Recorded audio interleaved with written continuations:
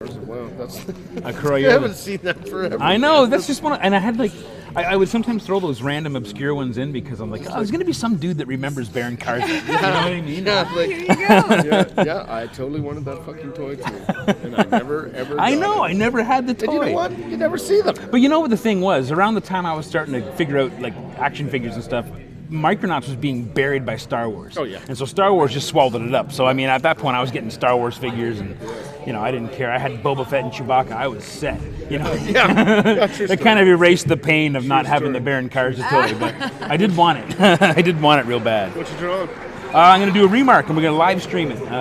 Doing a remark on this book. I'm not sure what I'm going to draw just yet. Some kind of werewolf, maybe, or something. You're live. All right. We are live. We are drawn on a Dark Arc After the Flood special variant, Virgin variant for BRAN-CON, for AfterShock Comics. And I designed this, I can't say I totally designed this because Stefan Nilsson helped me design this, but the idea was to have this open up and we have, you know, we got this Canadian wildlife and, you know, a couple of others too. We got a giraffe back there and a rhino and a lion. The idea was that we would have this bison, which is an animal of Manitoba, provincial animal, and we thought we'd have the bison take a bad hit, and we're going to have this open space right here to do something cool in. So I'm going to draw something cool in there, and yeah, we'll see what it is. Maybe we'll go with like some kind of a werewolf. Let's go with a werewolf. I'm going to apologize right now for my weird Muppet voice, which I have just been made alert to, that I actually have a crazy Muppet voice. I thought I sounded like maybe like a pro wrestler or something, but I don't. I just sound like a Muppet. But that's okay.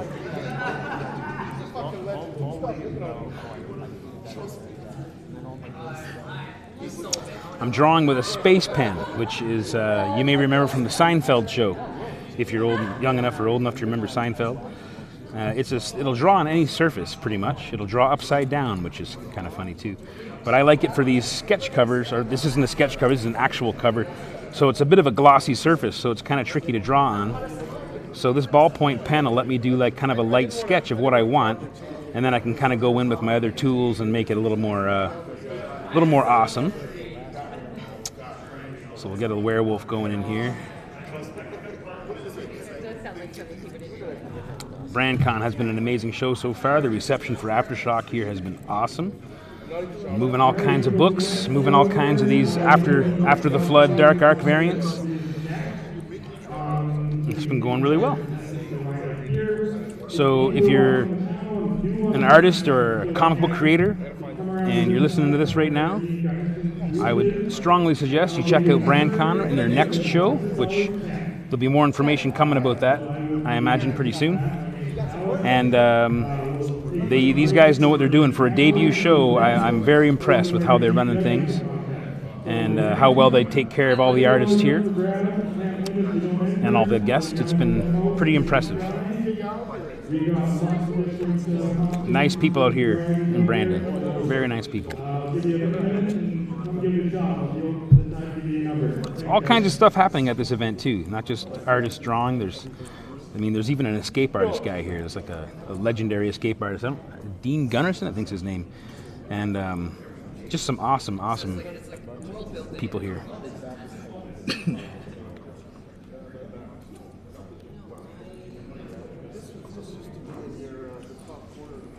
Not really sure where this werewolf's going yet, but we'll take him to some cool places before it's over.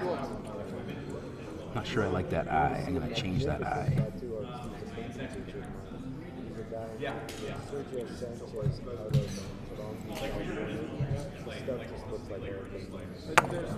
Bust out some Sharpies and stuff.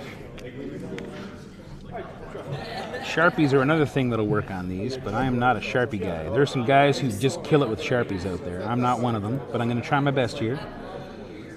I think Ken Lashley comes to mind. He's an artist and friend of ours in Ontario, who's an amazing beast of an artist, and he does a lot of stuff with Sharpie that's just so quick and deadly. It's just a marvel to watch him draw.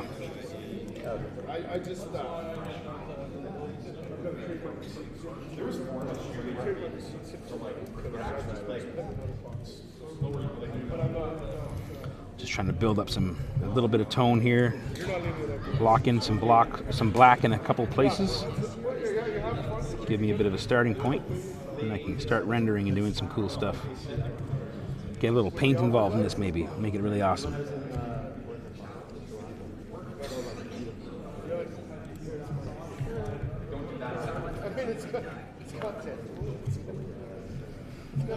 I draw lots of werewolves these days. I'm working on a comic book with a creator named Matt Nixon, who is a really awesome dude. And he wrote a cool comic called Dodge, which I've had the great pleasure of drawing for this past year and a half or so. And it's about a werebear commando that battles evil Russian werewolves in Siberia. And there's a cool little sub-story that happens in Vietnam as well. Yeah, I basically get to draw werewolves battling werebears. So, I mean, it's kind of like a perfect job for me. It's kind of I think I would have been angry if anyone else got a chance to draw this book other than me. And I hope you all will like it when it comes out. Comics are hard. They're hard to do, especially when you're balancing other jobs and other opportunities. So it's been a bit delayed coming out, but I think it'll be worth the wait. I'm doing some of my best work I've ever done on that comic, and it's my first time really doing a serious full book of interiors. I'm mainly a cover guy for AfterShock and other companies, and the switch from going from cover art to interior art is quite severe. If I wasn't as prepared for it as I thought, but it's going okay. I think I'm doing pretty good work. Everyone seems pretty happy with it so far. I'm just not real fast.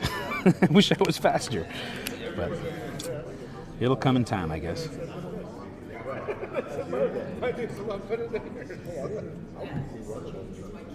We haven't fired you yet. Yeah, I haven't been fired yet, so that's been good. And always had awesome cover gigs with AfterShock, and what I appreciate most about the jobs I get from AfterShock is there's a lot of freedom. I'm not tied down to drawing a particular thing. Usually they just kind of let me have fun with the source material and just kind of do what I want with that. So I think I can't even remember. I don't even know how many covers I've done for AfterShock now, but it's got to be over 30 by now. It's been quite a few. And it's nice to draw stuff that's not superheroes all the time. Not that I don't love superheroes, I do. But it's been super nice to just draw some different stuff. They got books about monsters and cool horror books and speculative fiction. They even got some sword and sorcery, and there's always a bit of a twist to everything, you know, like Unholy Grail is one of my favorites, and Pestilence was great, and Animosity is probably the one that I like the best. Dark Ark is fantastic. I mean, all these books are great. They're just fresh ideas. It's nice to see that.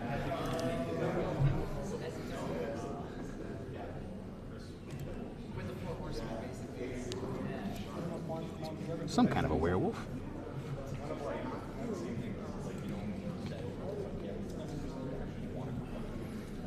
Got to be careful I don't touch down with my hand. I'm a heavy leaner when I draw, so I got to be careful with these covers because the ink stays wet and live for a little while on the surface of the paper.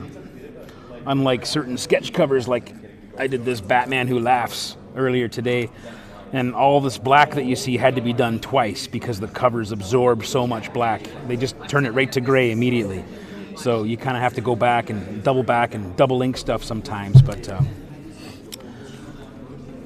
the glossy covers are kind of tricky to draw on. Just got to make sure I don't lean too heavy on them.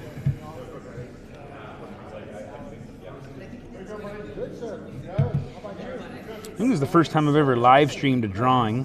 Well, actually, an hour ago was the first time. It's kind of interesting.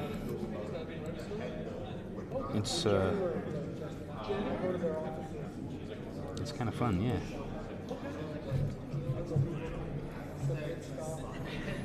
All right, let's see what I'm doing here.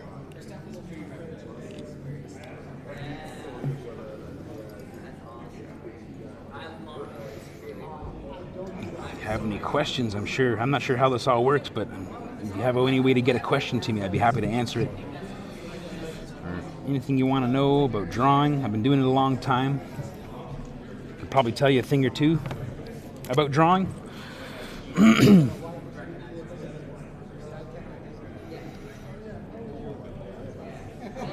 Spent the first chunk of my career in the 90s just doing any job I could. Didn't matter what it was. If it was getting published, I would draw it. I did stuff for children's books and magazines and corporate like annual reports and fundraising efforts for charities and all kinds of stuff. And then the idea of working in comics was always very far away from me because it kind of got beaten out of me while I was in college. I studied at Sheridan College in the 90s, and I just wanted to be a comic book artist. And they basically spent 3 years talking me out of that and telling me what a bad idea it was. And so I listened to them, and I produced a portfolio that meant very little to me. It was lots of celebrity portraits and children's book stuff and stuff I didn't really want to do. But they said that's what my future was, and I was paying good money to go to school, so I assumed that they knew what they were talking about.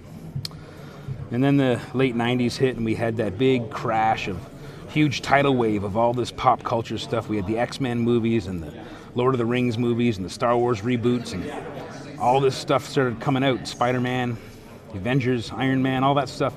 And there I was with a completely useless portfolio, and the dream of being a comic book artist was even further away. So I just did whatever jobs I could for a long time. And then I got a job with Rubicon Publishing in Oakville, where I live, and did lots of children's books for them. And then when my time there ended, I kind of found myself without really a path to follow. I was 35 years old, unemployed, no money, and was getting a little bit scared. So I decided there's no better time to chase after a dream than when you're already on your knees and you don't know what you're going to do. So with the support of my wife, Erica, I decided just to jump after this dream, and I started to hang out in my local comic book shop and do some sketches for people. I was literally trading sketches for sandwiches some days. I'd trade a plate of French fries for a sketch cover of Spider-Man or whatever it was. Didn't matter. I was hungry, and I wanted to get some comic stuff done. I started putting those up on eBay, and they started to sell, and then all of a sudden I was getting commissions to do them, and then I just decided, okay, it's time to go start doing some Comic-Cons. And so I started hitting as many local ones as I could, and then I started to go to some real Comic-Cons. Like the big one in Montreal was my first big Comic-Con, and that was an eye-opening experience for me. And I got to know the organizers there and ended up doing a lot of posters and stuff for their other shows, which kind of got me into a lot more Comic-Cons, where I was able to be in the artist alley and meet people and do some cool stuff that way. And kind of grew from there. I was able to meet some awesome people in the industry, and one thing you'll find about the comic book industry is that everyone is really awesome. Well, most everyone's awesome. Everyone's very genuine though with their advice and their pointers and tips and their encouragement to get into this business and to do it. There's lots of room for everybody. I get questions sometimes like, how do you break into comics? And that's a question I still ask. Because the reality is, the only way to make comics or to break into comics is to make comics. You just got to make them. You got to make them yourself. You got to get out there and make some comics and tell your story. Draw your story. If you can't draw, write a story and find someone to draw it. You'll find the community out there is very, very awesome. There's people who are hungry to draw. There's people who are hungry to tell stories. And you'll be amazed at some of the incredible combinations that come out of collaborators and different combinations of stuff. Like I said, I mentioned, I did that comic with, I'm drawing that comic Dodge with Matt Nixon right now. I've never met Matt Nixon in real life. He lives in Kentucky and I live up in Canada. But we became friends and just kind of started collaborating on this project, and it's been great. You never know what kind of friendships are going to be forged in the comic book business. It's pretty awesome. I'm very, very grateful. I'm very, very happy to be a part of it in whatever small way I am a part of it. I love doing covers. I like doing covers a lot more than I like doing interiors, if I'm completely honest. That's the truth. My training is an illustrator, though. I'm an illustrator, and I can draw anything for anybody. But I like focusing on one problem at a time. And with a cover, you only have one problem to solve. You got to sell that comic book. With an interior page, you might have 10,000 problems on every page. You know, making the perspective work, making figures move around in space in a believable way that doesn't take the reader right out of the picture. There's lots of learning to do in comics, and I you know, it's easy to get kind of cocky about your skills after a while, but then some projects will just actually force you to your knees and make you realize maybe you're not as hot as you thought you were in every capacity of the comic book art. But I'm still learning, and that's what I love about this business, is you're always learning. There's always so much to learn. Such richness and variety out there, too. Especially at AfterShock Comics. There's tons and tons of awesome stuff at AfterShock. I don't even know actually how many titles they have running right now every month, but it's all really good stuff. It's all really cool. It's different. It's a nice alternative to what's out there with the big two. Just lots of great stuff. Create our own stuff. Fresh ideas. All right.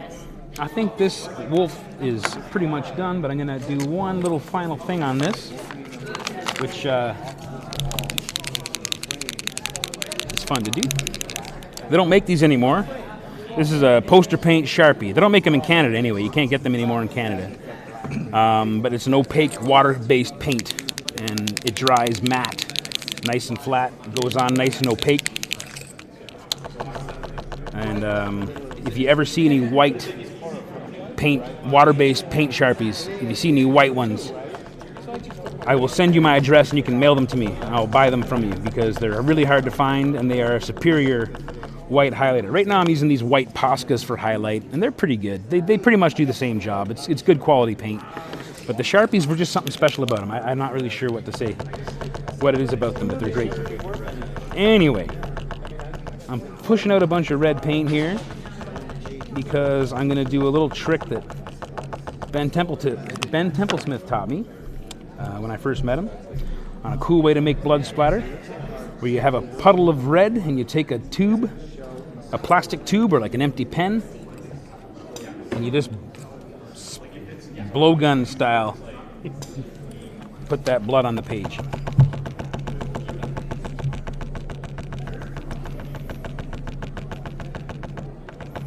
You gotta pump it out though. And you get it all over your hands, but it's water-based so it washes off. It's all good. If I have a day where I go to bed with clean hands, then I know I haven't done a good enough day of drawing that day. I usually go to bed with my hands covered in black ink. And you just throw a little splatters of blood in here. It just kind of helps carry the theme of this cover along a little bit. And it's kind of unpredictable what the blood splatter is going to do, and that's okay too. I think I would like this guy to have a red eye, so I'm going to give him a red eye. And then when that's dry, I'm going to go in and clean up the shape of that eye a little bit. It's kind of a tricky surface to work on.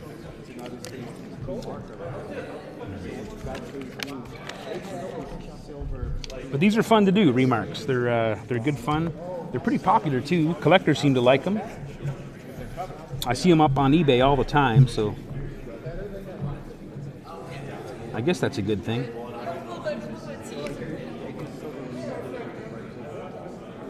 Yeah, red eye is better, I think.